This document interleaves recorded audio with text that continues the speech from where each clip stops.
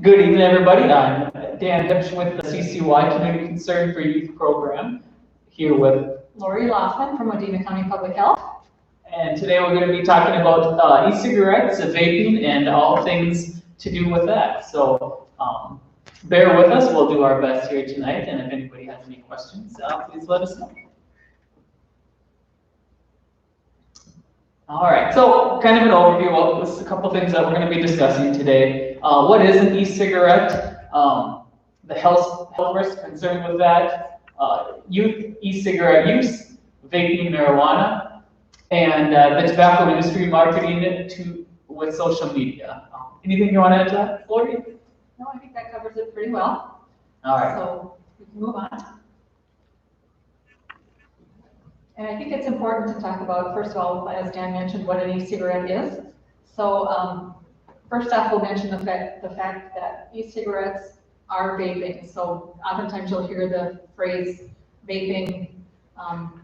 We know that kids are using that more regularly. We just want people to know that when we're talking about e-cigarettes, we are talking about vaping. So if they use the word vapes, they're talking about e-cigarettes as well. Yep, definitely something that's used interchangeably. The more common term is vaping, and that's what we'll hear around our communities here. And so probably we'll talk about vaping more often than e-cigarettes, but if we do use them interchangeably, that's what we're talking about. All right, so they've definitely evolved over the years. You can see, over a decade ago, it started out looking like a cigarette, and that's actually what it was designed for. It was designed to kind of be a cigarette, and what it was marketed for was to help people quit cigarettes, and to an extent, I would agree with that. However, with that said, we need to mention that it is not an FDA-approved cessation device. Yep, no doubt. And so obviously you can see a few of the different types of vapes, e-cigarettes here, some of the evolution. If you look over, you might not be able to see my little laser pointer here, but on the far right, it looks more like kind of a jump drive, and in the middle there, I guess, the Juul is the most common vape and e-cigarette used. But that's what we see the most of. And the bigger ones in the middle is called a mod, a modified vape pen, basically, and that's where you'll see your big vaping clouds. Yeah. And it's important to remember that e-cigarettes are battery operated. So what happens is that the liquid, the battery allows for the device to be heated, and it delivers a mixture of flavoring, the liquid nicotine, and other chemicals. And then that is what gets inhaled. And there's some fun YouTube videos of them exploding too, so that could happen as well.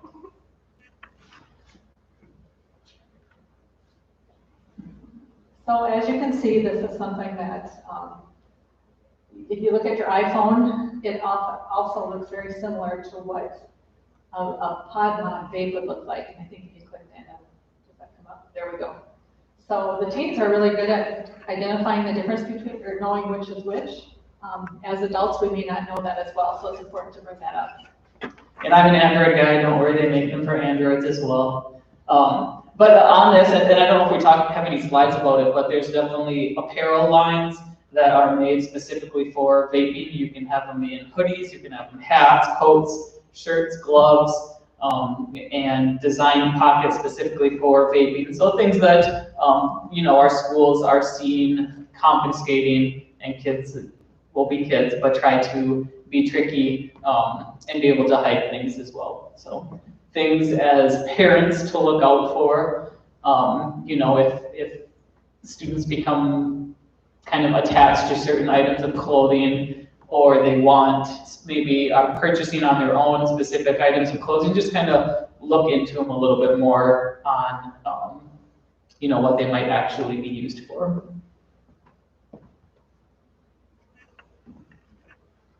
Okay, so this talks about the e-juice, which It's actually propylene glycol or a vegetable glycerin-based liquid with nicotine flavoring and other chemicals and metals, but it doesn't have tobacco in it.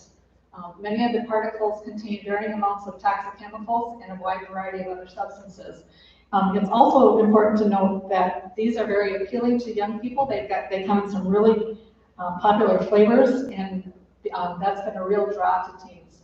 As you can see, here's some really fun-looking containers that they come in. Yeah, definitely you can tell marketed towards young people. And this is kind of the catch is the hook. What gets a lot of young people hooked on vaping is the flavors, the colors, the marketing, you know, eye level in your grocery stores or gas stations, in your vape shops. And you can't tell me that you're not marketing to young people when you have brands that look like this.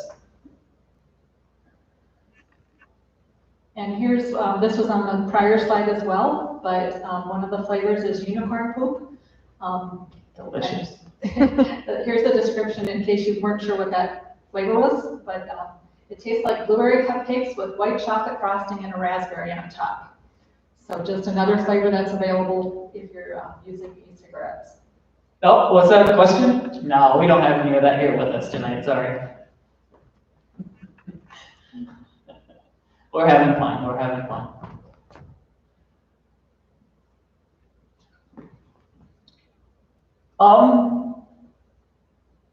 Yeah, I think we can skip over this one. So when we talk about e-cigarettes, we also have to be talking about the health risks that there are. So we'll get into that a little bit. And of course, we first of all need to mention that all vapes contain nicotine, or almost all vapes. The aerosol that you get from using an e-cigarette can contain cancer-causing chemicals, heavy metals, and ultrafine particles that can be inhaled into the lungs, and it can harm your body.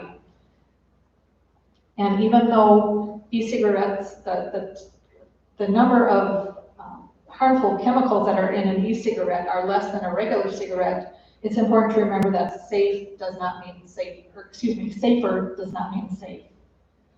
So when you're talking about people that are using e-cigarettes, you also need to remember the people that are around them that might be inhaling the secondhand aerosol. It affects them as well. Yeah, and I think, thanks Laure for mentioning that, the secondhand aerosol, and so you see somebody who vapes and it actually has the cloud that comes out. It's not just smoke, it's not water vapor that's coming out. Hopefully you all remember from school the water cycle, right? It's not actually vapor that's coming out. It is, that aerosol. And so similar to like a spray paint or hairspray, when you actually spray it, the particles stick to what is around you. And so that cloud is coming down and sticking to different surfaces. People breathing it in is a secondhand smoke. But what actually, something that some of the young people when I give presentations find interesting is third-hand smoke. And so with aerosols, they're sticking to different surfaces, and young children or pets, we're seeing a rise in people getting sick because that's how young toddlers, babies learn. You know, they put their hands in their mouth after they're touching these different surfaces. And so kind of a term that's come to light during the vaping epidemic is third-hand smoke as well. So just kind of interesting to know about that, but it's actually not water vapor, it's an aerosol that's being emitted from these vapes. And I think again, some of the chemicals inside are formaldehyde, benzene, and of course nicotine, as we mentioned before, along with others. And this just reinforces that secondhand smoke issue. No worries. I think the stage is just a little crooked. Yeah, and so that's one of the draws to vaping among young people is nobody really particularly cares for the cigarette smoke, the smell of it, and with vape, it's a little different because you don't have that harsh taste, and then you don't also have the smoke that goes with it. It is more typically fruity smelling, as you saw with the different flavors of the e-juice that's in the vapes. And so just kind of a draw to young people. Of course, another marketing technique to help draw young people in and replace some of the older smokers who aren't with us here anymore. So nicotine, we have to keep in mind, it's all, as you mentioned earlier, almost all vapes contain nicotine, and there are some negative health consequences. Smoking nicotine is linked to cancer, lung diseases and emphysema, heart attacks and other vascular diseases, aneurysms. And in 1988, the Surgeon General declared that nicotine is as addictive as heroin and cocaine. Kind of on a local level, I have a few students. I'm thinking one in particular this year has came up to me and says, Dan, I just wish I never started vaping to start with because I'm addicted and I can't stop. And so this particular young person, you know, we're making sure get the help that they need, but it's tricky. I mean, he has went through a lot with his family and with his peers, and it's been a struggle. And so he says, Dan, I just wish I never even started. And so he said, I didn't realize it would be that hard to stop. So here's a slide that kind of comparing the amount of nicotine that's actually in the pods that most young people will be vaping. And one pack of, one jewel pod is equivalent to anywhere from typically 1 to 2 packs worth of cigarettes. So in a small jewel pod that goes on the end of a vape pen will be equivalent to 1 to 2 packs worth of cigarettes, which is pretty crazy because when I speak with most young people, they either themselves or share with a friend or two will go through a jewel pod in a day. And so they're putting that amount worth of nicotine into their bodies each day. And you can see why it's tough to quit, you know. Yeah. Anything you want to add to that, Laure?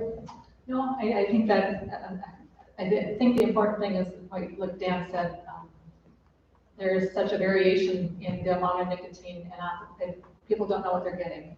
Right, right. And that's kind of the scary thing. And I think we'll touch on it a little bit later in the presentation, but I'll touch on it now as well, is that with vaping, it's still an unregulated industry where cigarettes, we know, you know, what is going in cigarettes or other substances, but with vaping, it's still not regulated as it's being held up through some litigation in courts right now. And so the companies that are making the different vape juices don't have to disclose what they're putting in them. And it's not always consistent. So somebody who buys something 1 week, the next week or the next month, maybe the same product even might not have the same ingredients in it or the same amount of nicotine. And so just something to be aware of. And that's something that as parents or grandparents, community members, just talk with the young people in your lives about that is that's something that you guys don't really know what you're putting in your body, and that's the scary part. We just don't know. One of the other things we like to touch on when we talk about nicotine as well is adolescent brain. Their brains the adolescent brain is developing up into their mid-20s, so 25-ish. So no amount of nicotine is safe for young people, and it's highly addictive, especially with that development that's going on. It makes them more susceptible to issues with that. Nicotine also increases the risk of smoking conventional cigarettes. What we're seeing often is that young people have started with an e-cigarette thinking that's all they're going to do, but they actually end up going to a conventional cigarette as well. So it hasn't worked well. Yes? I was just wondering, so at the beginning you guys had mentioned that vaping kind of started as something to like quit cigarettes. but if there's so much like nicotine in them, how is that supposed to be helpful, I guess, maybe? Whereas it just like increase the amount of nicotine that's in the pods and things like that since they were first started? I didn't quite. No, that's okay. The question was, it was initially started and marketed as an alternative to quitting cigarettes. And so the amount of nicotine that I think initially was started wasn't nearly as high as it is today. And so it's more addictive today than I believe, a decade or so ago when that was first marketed. And a lot of people were using them to quit cigarettes. So if you think of quitting tobacco versus quitting nicotine, that was the point they were trying to make. They were getting off the conventional cigarettes with the tobacco and changing to something else. Right, and they didn't have the dual pods back then. It was more, I think the slide, we had the array of different devices. It was more of, it was a one stick and then you're done. Now, you can keep puffing and puffing and puffing until the juice is gone, where that wasn't initially when kind of the vape pens were first coming out. It was, okay, there was a certain amount. Does that answer your question? Yeah, thank you. Hey, you bet. And again, along with nicotine, the receptors in the brain become very, it's very favorable. The receptors, they achieve that rewarded effect in the brain. And that not only keeps them wanting nicotine, but it also makes them more susceptible for other substance use. So that's another important piece we want to mention here tonight. And I think you said, Laure, that 25 approximately is when the brain is fully developed, and I think my wife would argue that mine is still not there yet, so that number might actually be a little higher. Someday.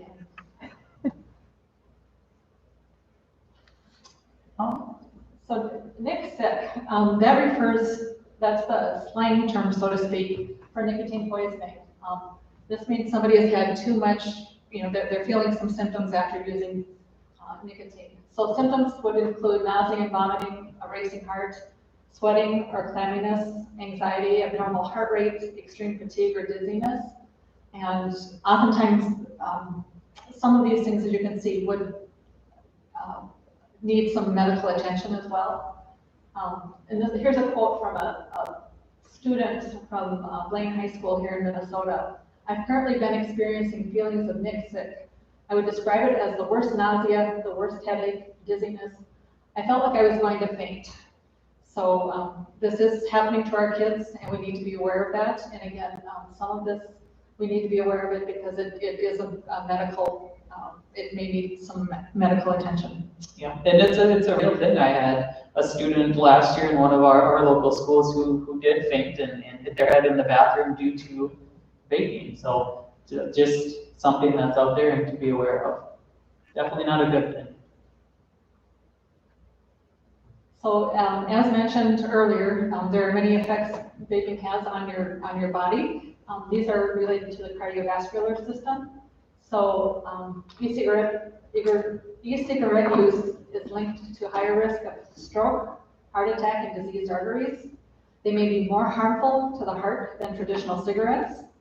And vaping just once, even when it doesn't contain nicotine or THC, can damage a person's blood vessels. So something to keep in mind. And again, we're not up here trying to be gloom and doom, but just to spread awareness in our communities here. And at the end of the day, what we really want you to do is talk with the young people in your life about this, because it's something that that they don't necessarily know a lot about this topic either. They just know, some people at school are doing it, some people on my club or sports team or bus or whatever might be doing it, and young people want to hear what you have to say, and so just make sure that they want you to be in their lives, and they might not say that, but they do, and so it's just really important to keep those lines of communication open. So when we talk about the e-cigarette impact on lungs, it's important to remember, as Dan talked about aerosol, how it sticks to things. So when you're inhaling that as you're vaping, that goes into it can go down into your lungs. That can cause breathing difficulties, and of course, with anything that comes into your lungs, your defense system against bacterial and viral pathogens may be affected. It may harm the cilia, which is the first line of defense in your lungs.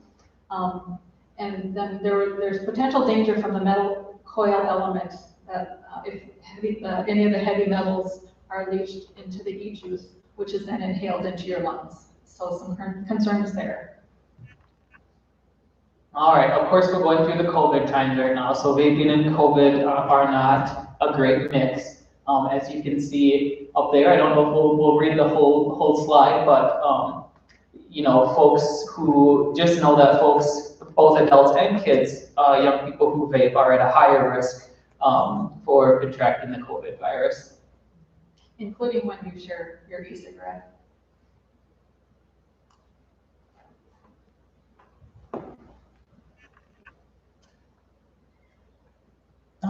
We want to touch on this one? Yeah, well, you touched on it a little bit earlier, just before. Young people who have ever used an e-cigarette are 5 times more likely to be diagnosed with COVID or COVID-19. And young people who ever used e-cigarettes and conventional cigarettes are 7 times more likely to be diagnosed. So just something to mention again. And we need our kids back in school, no more COVID, so Yes, please. stop vaping. All right, here's a really important slide. So it's kind of hard to see the statistics, but about a decade ago, just over 1% of people were using, young people were using e-cigarettes or vaping. And then the 2019 statistics, I believe this is for 11th grade. From the Minnesota students. No, these are high school kids. Oh, just high school in general, sorry. From the National Youth Tobacco Survey. Thank you. But it was up to almost 28% of youth had use within the past 30 days. And so that's a pretty staggering stat. Over 1 in 4 youth have tried vaping in the last month. And if you look at this slide one more time, Dan was talking about the e-cigarette use. You can also see on the opposite side of the slide the traditional cigarette use. So we've seen that use go down, but the e-cigarette use has gone up. Yeah, and especially, like I said, in the last few years, it's really started to skyrocket. And so hopefully we can continue to educate as we're doing here today, give as much knowledge to our young people as they are willing to take, and then hopefully, that will continue to make the difference in the downward trend like we're seeing with cigarettes.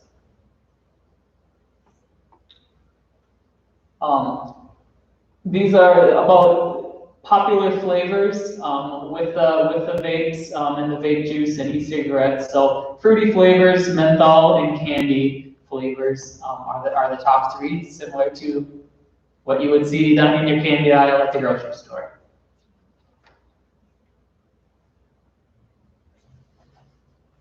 And it's really all grades. With the Minnesota Student Survey, we're seeing an increase. You can see 8th grade, 9th grade, 11th grade. And this is the Minnesota Student Survey from 2019. And this is the state of Minnesota. Yep. And so, we're seeing pretty huge increases, almost 100% increase, so doubling from 8th grade use, 9th grade use, a 75% increase. And then 11th grade, 26% of Minnesota 11th graders stated that they've vaped within the last month.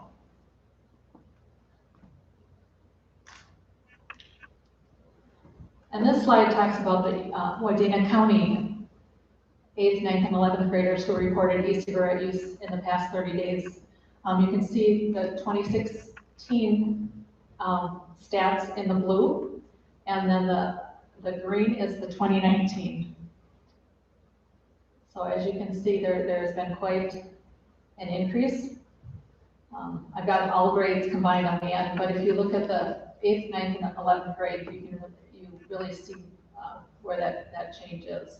Yeah, and we just have these specific grades on because these are some of the grades that took the surveys, but some of the kids that I work with, as young as 4th grade even, have had concerns with vaping at school, at home, on the bus. And so just another thing to really talk with the young people in your life. I can't say that enough, about the concerns of vaping. And this just talks about vaping, but of course there's still other concerns with different tobacco use, smokeless tobacco, alcohol use, and so don't neglect to talk about those things with the young people in your lives as well. But since vaping is one of the newer concerns, we just want to make sure we highlight that as well. And Dan mentioned, we had talked about flavors and some of the other forms. We don't have information from 2019 for the flavors of e-cigarettes that had been used. So I still wanted to talk about flavors a little bit. This is any flavored tobacco product that is not menthol. And there's not a comparison because this was the first time this question had been asked. So in 8th grade, 3.9% of our 8th graders said they used a flavored tobacco product on one or more days in the last 30 days. It was 10.4% in both 9th and 11th grade. So just wanted to share how the flavors, those that have reported use said they used a flavored tobacco product. Thanks, Laure. And then this one, the prior slide was not menthol. This one is menthol. So if you look here, the 8th grade who said they used a menthol tobacco product in the past 30 days was 3.3%. 9th grade was 7.8%. And the 11th grade was 14.2%. So just, these are more local data, so just wanted to share those. Oops. Let's try that again. You're in the right spot. All right, so most of the people who you're asking maybe where are you getting it from friends. There's some smaller numbers that could be from a vape shop or bought on the internet. From what I'm seeing and hearing at most of the schools I work in, from the young people, either from friends, older siblings, cousins, things like that. And again, sometimes the scary thing with that is you don't know where you're getting it from because it could be secondhand, third hand, fourth hand, and where that person might have got it from. Like I said, it's still an unregulated industry. There's a lot of shady dealings that go on. And another thing just to touch base with the kids in our community is, knowing where you're getting, just like you would hopefully with your food that you buy, you want to know where it's from and what's in it. And one thing I'll mention here quickly as well, the Tobacco 21 law was just passed in Minnesota and became effective August 1st of 2020. So we know that now 18-year-olds cannot purchase tobacco in a shop, which also then means that we don't have 18-year-olds in school that can purchase and then, take to school with them. Not that there are other things that are happening with that as well, but just wanted to mention that because it doesn't cure our problem, but it is a good step in the right direction. Yeah, thanks for sharing that. All right, so marketing to our young people. The tobacco industry spent $110 million in 2019 marketing in Minnesota. So the industry, like I said earlier, is looking to replace the smokers who are not with us anymore. And the cigarette usage, as we saw, was going way down. So the tobacco companies are thinking, hey, what do we got to do to get these young people hooked? Enter vaping. Yep, and they try to keep the prices down. The flavors appeal to the kids. And then they are, as you can see here, targeting the kids with their marketing. All right, and that's a big concern right now. We had touched on it a couple times here tonight, is the amount of nicotine that these young people are putting in their body get them addicted a lot quicker than they would with traditional cigarettes. And so marketing is unfortunately not working in our favor right now for this particular topic, but we need to just continue to keep educating. We mentioned Juul, kind of some pictures here. These are what they look like, little Juul pods as well. They get filled with the juice. And this is the majority of what we're seeing in our communities as well. So we're talking a little bit more about marketing. Launch parties, we're seeing a lot of stuff on social media with regarding vaping and advertising with influencers, a lot of ads that are out there, and you can kind of, it's hard to see the statistics on this slide here, but Laure, if you want to touch base on just the amount. The blue, when you look at the graph, you see the blue, that is the market total of the dollars spent on marketing, just overall for e-cigarettes. The red portion is the Juul portion of that market. So you can see Juul is really working hard to market to our kids. The green line is showing it just, you can see how the use, the green line is high school and the yellow is middle school use. You can see that it kind of corresponds with the amount of marketing that's being done. All right, and right where it really starts to take off is about 2017. So really only in the past few years, the marketing has just been exploding, trying to get young people hooked on these products.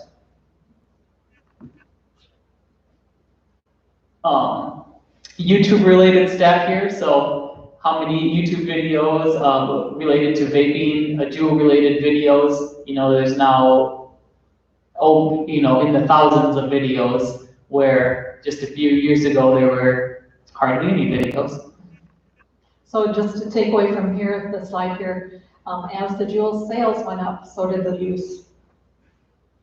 The videos, I should say. As the videos, the number of videos went up and the sales went up as well. And of course, when one product does well, you have lots of followers. We have a lot of influencers. If you look online, your kids are on different social media sites. I've even seen on a lot of the gaming apps that are out there, the different ads are targeted towards vaping. So these are what young people are seeing when they're on their phones. Hopefully not seeing it, while they're supposed to be doing distance learning during COVID, but this is what our young folks are seeing, as that's the world that they live in. And they're being paid a fair amount of money to do this, so it's definitely marketing to our young people.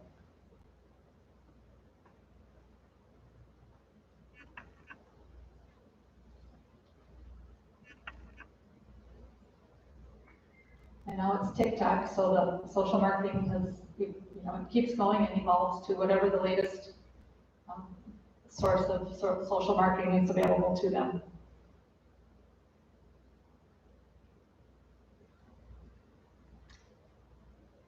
So here's a picture on Snapchat, just of a young person who's bought a puff bar for vaping, looking to sell to classmates right here in Minnesota.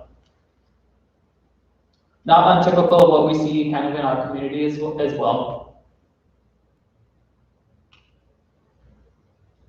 So this one, another social media post regarding vaping and COVID-19, and the comment here is that I would get the vaccine if it came like this. So in other words, if I could vape the vaccine, it would work.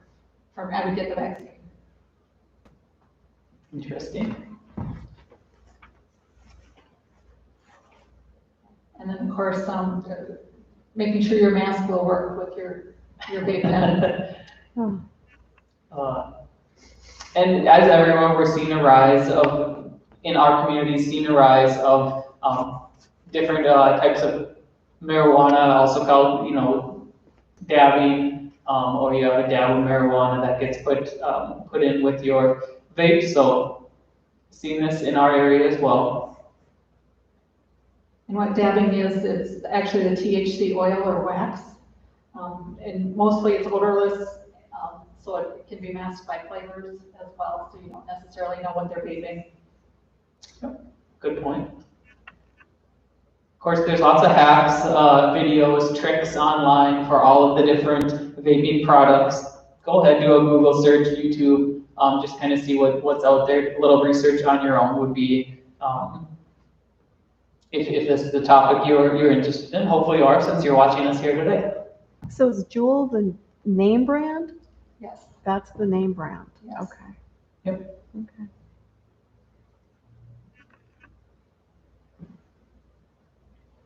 All right. So when we talk about marijuana, it's important to remember that the marijuana that's being used now is not the same as it was in the 1960s. It's much more potent, which in 2019, the U.S. Surgeon General, Dr. Jerome Adams, issued an advisory for pregnant women and teens warning them not to use any marijuana because it's so much stronger in the health risks. It's increased so much that there's really no, it can be as strong as 95%. So just depending on the particular what you get, I guess. Yeah. But there's nothing medically necessary about having that amount of THC. All right, so if somebody smoked a joint, 60s, 70s, 80s, 90s, it might have 5% THC in it. Today, in these Juul pods, often it can be up to 95% THC inside. So if you want to compare those two, that's just that much more potent as an example to compare it to. So a little over a third of people knowingly are vaping some sort of cannabis or marijuana as well. So what do we do? How can we help out our young people in our life here that we care about in our communities here? And some questions that some folks have. So, and the Tobacco Free Alliance actually did some focus groups with students throughout Minnesota, and wanted to ask, how some of the, why do teens vape? So these are some of the answers that they had. So, stress, coping with mental illness. They know that once they use that nicotine, that's what they're using to cope with. I have a 7th grade student right now that I'm working with who shared with me that almost every day they go home and just have a couple puffs because it helps them chill out, helps them mellow out. And when I asked, well, what happens on the days that you don't? And that's when they said, well, that's when the cravings start to kick in. And so this was in the fall, and I tried to be working hard with this student on being open with his family about this, and so they can help him through as well. It got worse for a while as the cravings, he started doing it in school, and now he's gotten a little help outside of school. Been taking, took a course through the CCY program, and this person still uses occasionally, but has drastically cut back and doesn't even want to use, but just still has those cravings, and a different student from the one that said that they wish they hadn't started, but also say, Dan, I really, really wish I never even did this from the start, as it just happened through peer pressure and to kind of help ease my stress. So young people are doing it. Unfortunately, once they start, it's really tough to stop. Oh, I have the clicker.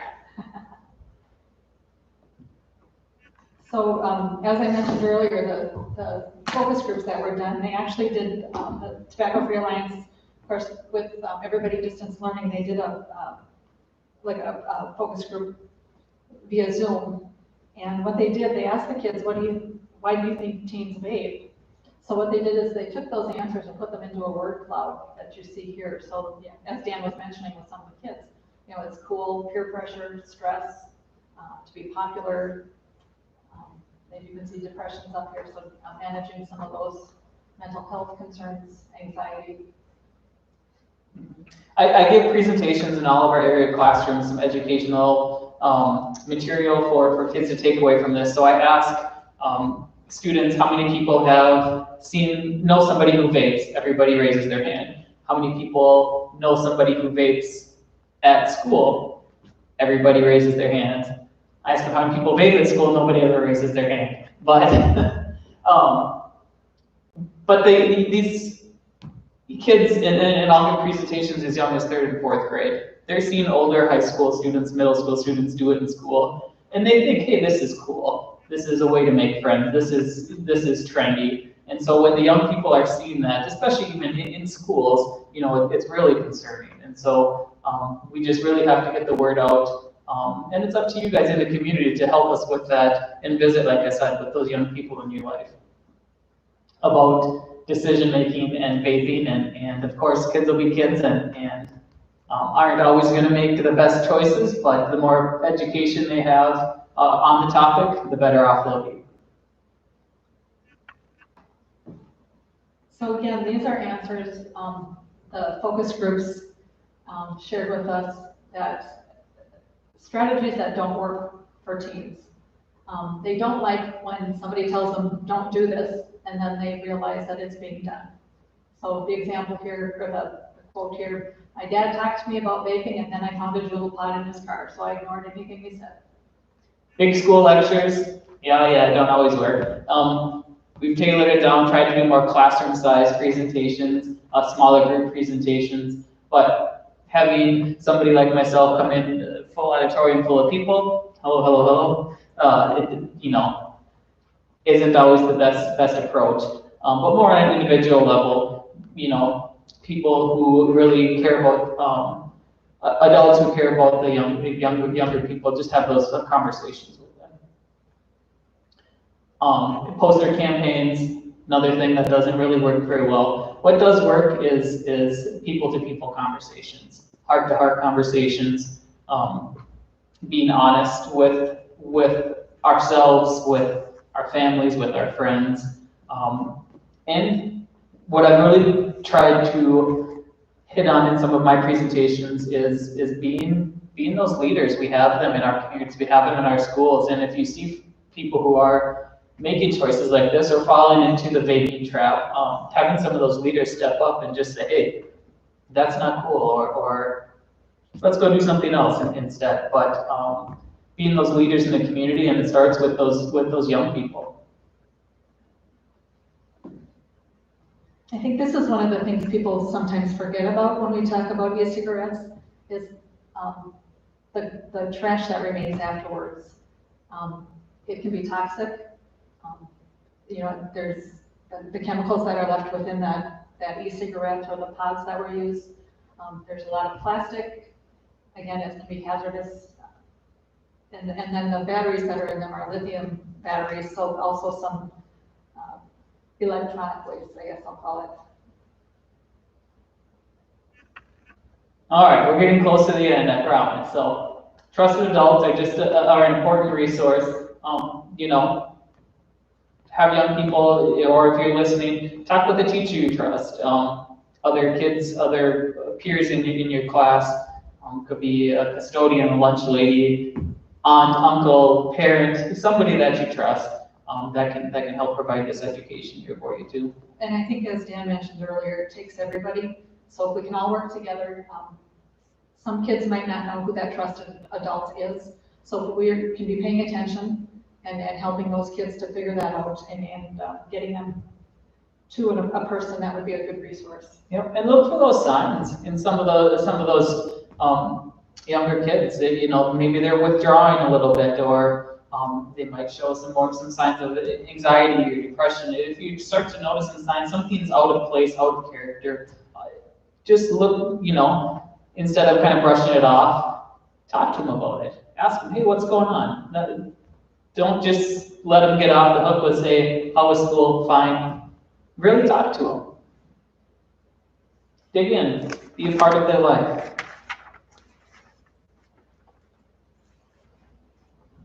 So, again, and helping with teens that might be addicted, just remember, nicotine addiction is a medical condition.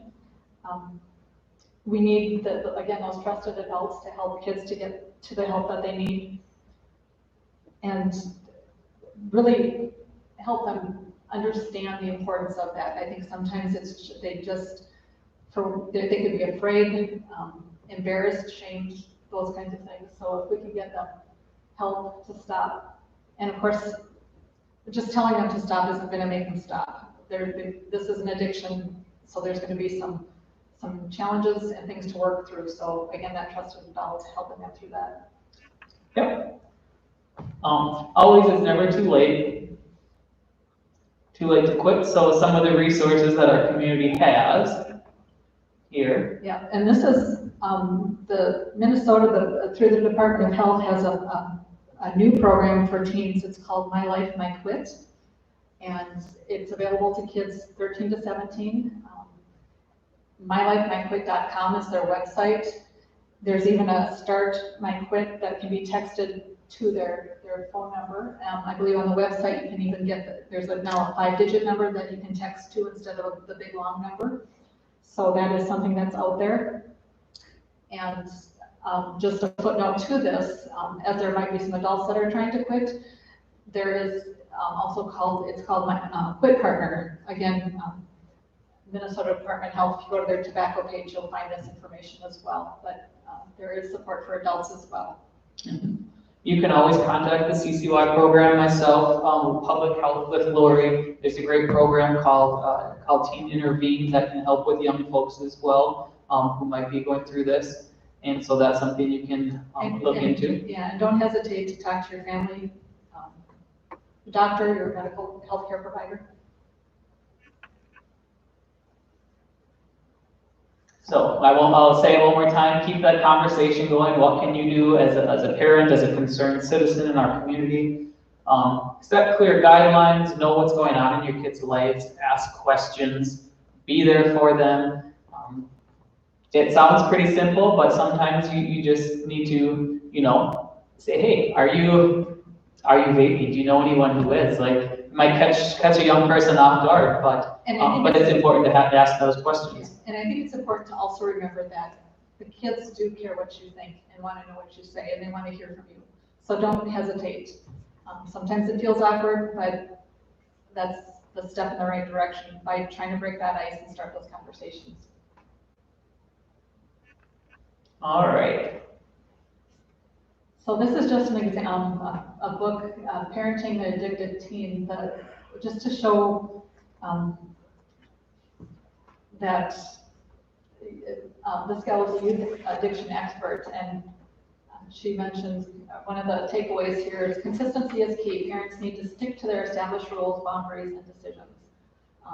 So, work with those kids, have your kids help, have your kids help you decide what those, what are we going to do about this? This is how we feel about this.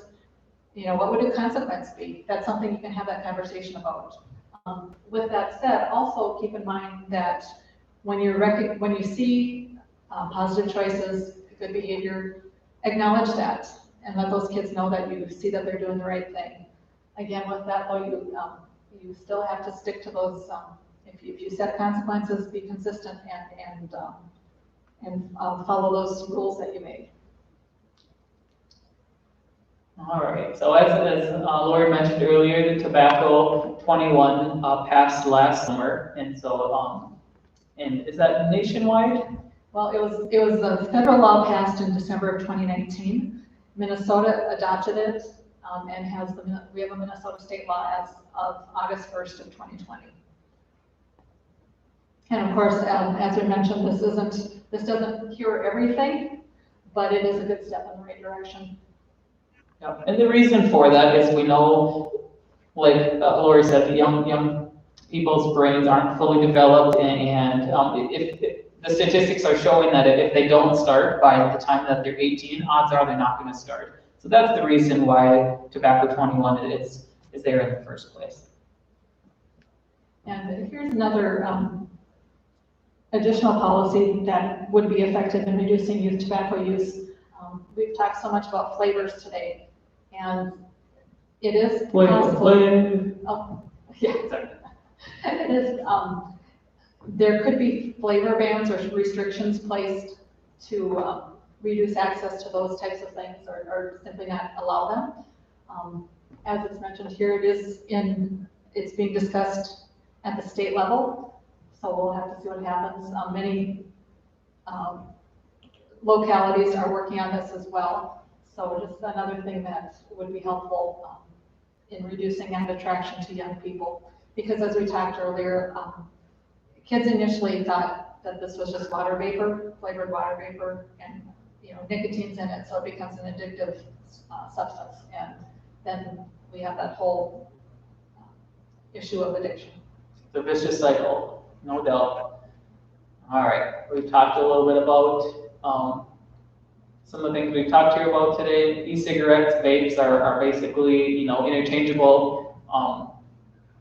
Don't be afraid to call out targets, ads when you see them. Check your kids' phones, know what's on them, see the videos that are being posted. But the biggest thing is keep those lines of communications open, have that conversation. All right, and as Laure mentioned multiple times, we all play a role in this. We all are, have stake in this. And so it will take all of us, not a few. And it's not necessarily a quick, fast process, but by working together, we can all come together and make some changes. Yeah. And try to figure out what the solutions can be. All right. Any questions from our audience here?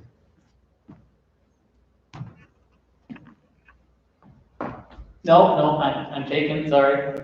No. Any other questions? All right. Well, with that, I want to thank you for your attention tonight and for joining us. And again, as Dan mentioned, feel free to contact us if you have any other questions as time goes, and we're happy to help. Thank you much.